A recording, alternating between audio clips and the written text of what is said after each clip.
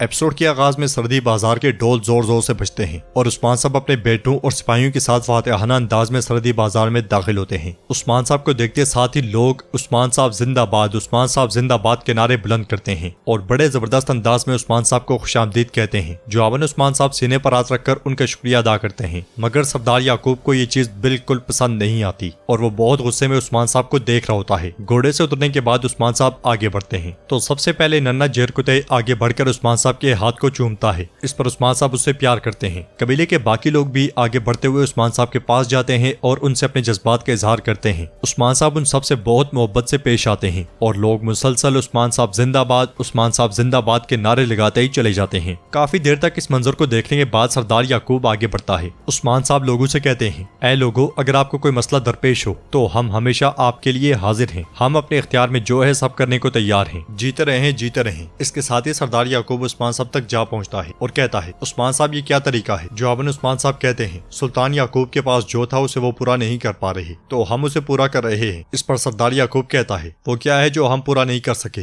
यह सुनकर उस्मान साहब कहते हैं, लेफ के किले में आपने हमें कुफ्फार से बचाया, माशाल्लाह आपने पूरे जहान में इस खबर को फैला दिया। उस्मान बे को कुफ्फार से बचाने वाले हम हैं, ऐसा कहा आपने। क्या मैं गलत तो नहीं कह रहा है याकूब बे? आपने कहा ना। यह सुनकर सरदार याकूब शर्मिंदा होते हुए मुस्कुरा देता है और उस्मान साहब बात को आगे बढ़ाते हुए कहते हैं, और अब हम कैस्तल किले में दाखिल हुए। मैंने आपके बेटे मेहमद की जान बचाई। अब हम यहाँ हैं लेकिन आप कुछ नहीं कह पा रहे। मैं देख रहा हूँ कि आपका मुंह बंद है। आप बहुत आसानी से भूल जाते हैं याकूब बे, आप आसानी से भूल जाते हैं। तो सरदार याकूब कहता है, मैं नहीं भूला उस्मान बे, मैं खुद अपने बेटों को सही सलामत बचाने ही वाला था और आपने सारा मामला उलझा दिया। आपने अपने आप को और हमारे बेटों को खतरे में डाला। तो उस्मान साहब कहते हैं, मैं भी लेफ्के के लिए रवाना हुआ लेकिन आप उनसे पहले चले गए और फिर आपने पूरे जहान को इसके बारे में बताया। आप कह सकते हैं याकूब बे कि जो पहले जाता है उसे वो मिलता है जो वो चाहता है। तो आप लोगों को इसके बारे में बताएं। क्यों लोगों, ऐसा ही है ना? तो सब लोग कहते हैं, जनाब दुरुस्त है, उस्मान बे जिंदाबाद। सरदार याकूब खामोश करवाने की चाहत के बावजूद कुछ नहीं कर पाता और बाजार के लोग मुसलसल उस्मान साहब की हिमायत करते ही चले जाते हैं। उधर कैस्टल किले में कोनूर गवर्नर को लेकर आगे बढ़ रहा होता है कि सामने से बाजंतीनी सिपाही आ जाते हैं। ये देखकर कोनूर कहता है, रास्ता साफ करो, अपनी तलवारें छोड़ दो। देखते ही देखते पीछे से भी बाजंतीनी सिपाही आकर उन्हें घेर लेते हैं और कोनूर कहता है, रास्ता छोड़ दो वरना मैं तैकफोर का सर काट दूंगा। यह सुनकर गवर्नर कहता है, जैसा ये कहता है वैसा करो। तो कमांडर पूछता है, जनाब क्या आपको यकीन है? इस पर गवर्नर कहता है, मैंने कहा करो, ये मेरा हुक्म है। यह सुनते साथ ही बाजंतीनी सिपाही हथियार डाल देते हैं और कोनूर उनसे कहता है, दीवार के साथ जाओ और घुटने टेक दो। यह सुनते साथ ही बाजंतीनी सिपाही दीवारों की तरफ मुड़कर बैठ जाते हैं। तो कोनूर अपने सिपाहियों से कहता है, इनकी तलवारें ले लो और फौजियों को गिरफ्तार करो। इस पर उसके सिपाही बाजंतीनी सिपाहियों को बांधने लग जाते हैं और कोनूर गवर्नर को लेकर आगे बढ़ जाता है। सरहदी बाजार में उस्मान साहब के इशारे पर सब लोग खामोश हो जाते हैं और उस्मान साहब के साथ खड़ा शख्स याकूब सरदार से पूछता है, हमने जो सुना वो क्या सच है? सुल्तान याकूब अपने बेटे की जान बचाने के लिए जिसकी फतह में हमारे बेटे शहीद हुए, क्या उस लहके को आप देने के लिए जा रहे थे? फिर एक खातून कहती है, उस्मान बे ना होते तो आप हमारे बेटों की इज्जत कुफ्फार के हवाले करने वाले थे। यह सुनकर सरदार याकूब गुस्से से कहता है, बस, मगर लोग नहीं रुकते और आवाजें आती हैं, उस्मान बे ने ठीक कहा, उस्मान बे दुरुस्त हैं। यह सुनते साथ ही सरदार याकूब के सिपाही बगावत करने वाले लोगों की जानिब बढ़ते हैं और क्योमाज उस्मान साहब के साथ खड़े शख्स के गिरबान में हाथ डालने लगता है। तो उस्मान साहब उसे दबोच लेते हैं और कहते हैं, पीछे हट जाओ। देखते ही देखते उस्मान साहब की खवातीन और जांबाज भी उनके दिफा में खड़े हो जाते हैं और याकूब साहब के सिपाहियों को दबोच लिया जाता है। उस्मान साहब क्योमाज से कहते हैं, रुक जाओ और पीछे हटो। ये कहते साथ ही वो उसे धक्का देकर पीछे धकेल देते हैं। तो उनके साथी और खवातीन भी ऐसा ही करते हैं, मगर अब की बार दोनों तरफ के सिपाही तलवारें बेनियाम कर लेते हैं। तो उस्मान साहब कहते हैं, नहीं,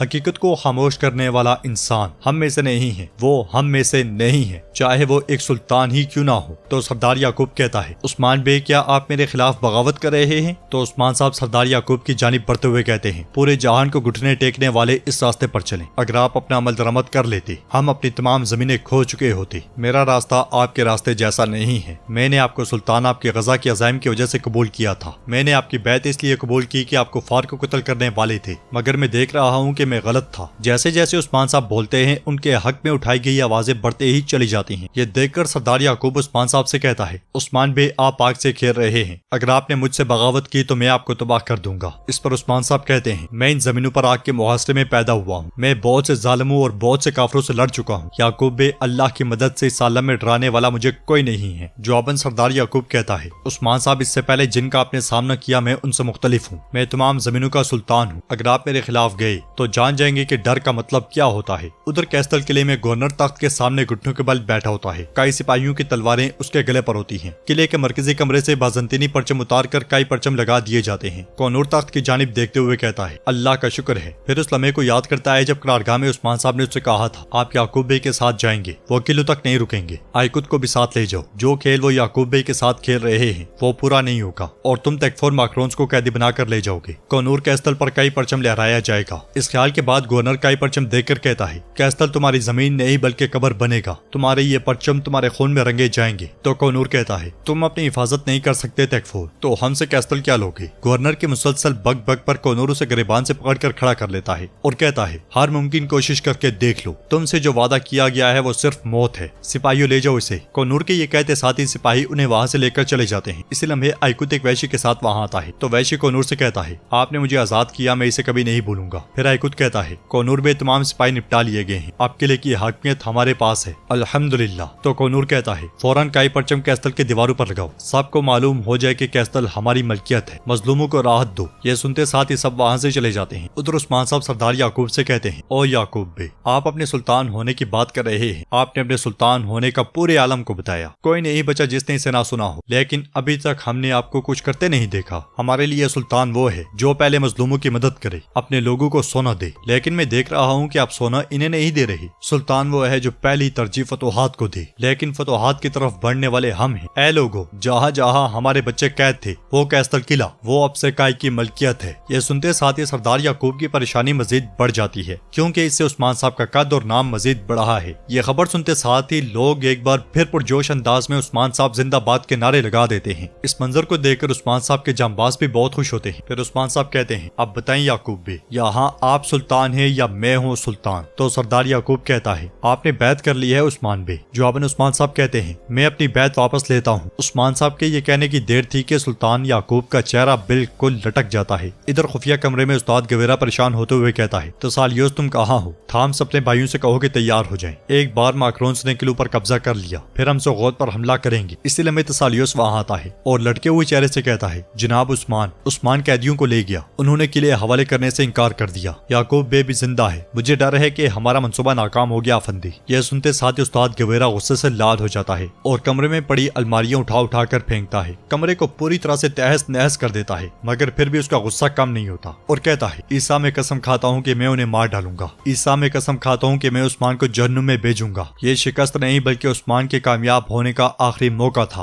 आखिरी, बस आखिरी, अब और नहीं। इस लम्हे वेस्लियस वहाँ आता है और सूरत हाल देखकर पूछता है, उस्ताद क्या हुआ? जवाबन उस्ताद गवेरा कहता है, सब कुछ तबाह हो गया वेस्लियस, सब कुछ। उस्मान ने उरहान और मेहमद को बचा लिया, याकूब अब भी जिंदा है, तुम उनके मंसूबों को कैसे महसूस नहीं कर सके? तो वेस्लियस कहता है, मैंने महसूस किया कि कुछ गलत है, लेकिन मैं कुछ नहीं कर सका क्योंकि वो गद्दार की तलाश में थे। अगर मैं ऐसा करता तो मैं फंस जाता। यह सुनकर गवेरा कहता है, फिर तुम यहाँ क्यों आए हो? क्या तुम्हें नहीं लगता कि वो तुम्हारी गैर मौजूदगी को महसूस करेंगे? क्या अब उन्हें शक नहीं होगा? जवाबन वेस्लियस कहता है, नहीं, अब उन्हें शक नहीं होगा क्योंकि मेरा मौक़िफ़ अब पहले से ज्यादा मजबूत है। ये हमारे ख्याल के मुताबिक चल रहा है उस्ताद गवेरा। उन्होंने गद्दार की तलाश में मेरी गर्दन भी देखी, फिर भी उन्हें कुछ नहीं मिला। यह सुनकर उस्ताद गवेरा का गुस्सा थोड़ा ठंडा हो जाता है और वो कहता है, वेस्लियस तुम वाकई बहुत कीमती हो, उन्हें तुम पर पूरा भरोसा है, ये एतमाद उनके इख्तिताम का बाइस बनेगा। तो वेस्लियस पूछता है, हमारा अगला इकदाम क्या होगा उस्ताद गवेरा? जवाबन गवेरा कहता है, मैं उस्मान और याकूब को इस तरह धोखा दूंगा कि वो एक दूसरे को मारने के लिए शैतान की तरह अपनी जाने तक भेज देंगे। अब गौर से सुनो। उधर इनकार के बाद उस्मान साहब मजीद कहते हैं, अब आप किसके सुल्तान है फर्क नहीं पड़ता, मगर मेरे सुल्तान नहीं है। आप काई के सुल्तान नहीं है, आप मेरी कौम के सुल्तान नहीं है। अगर आप हमें देखना चाहते हैं तो अपने साथ नहीं सिर्फ अपने सामने पाएंगे। आपसे आप और मैं मद्दे मुकाबिल हैं, ये बात याद रखें याकूब बे। ये सुनकर सरदार याकूब कहता है, उस्मान साहब आपकी बगावत सब पर आश्कार हो गई है, अब आपको मुझसे कौन बचाएगा? एक बार जब मैं आपसे निमट लूंगा किसी को याद भी नहीं होगा कि कभी उस्मान भी मौजूद था। जवाबन उस्मान साहब कहते हैं, हम देखेंगे, जरूर देखेंगे याकूब बे। कौन जानता है शायद पूरा जहान मेरा नाम सुन ले, वो डर जाएंगे, लरज उठेंगे। शायद मेरा नाम सदियों जिंदा रहे, लेकिन सिर्फ एक मुस्तकबिल क्या है वो सिर्फ अल्लाह जानता है। और नाजरीन, इसके साथ ही वॉल्यूम 137 इख्तिताम पजीर।